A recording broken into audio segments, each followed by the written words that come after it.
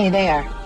Subscribe to my channel and also press this bell icon so you can get latest video notifications. And this is absolutely free. आज मैं आपको बताऊंगी इजाफी चर्बी ज़ायल करने वाली massage cream बनाने का तरीका। अज्जा, जजुबा ऑयल 2 चम्मच, कोको बटर 3 चम्मच, बेस वैक्स 2 चम्मच, चमेली का ऑयल हस्बे ज़रूरत। बनाने और इस्तेमाल करने का तरीका। एक पैन में तमाम चीज़ों को डालकर इतना पका लें कि सब कुछ यकजां हो जाए। इस क्रीम को जिस्म में जहाँ जहाँ आपको लगे कि इजाफी चर्बी है लगाकर मसाज करें और फिर मलमल का कपड़ा लपेट दें।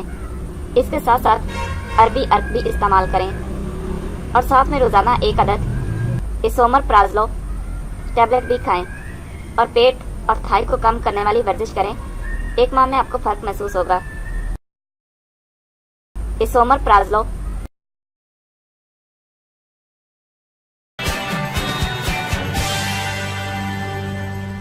Thank you for watching my video.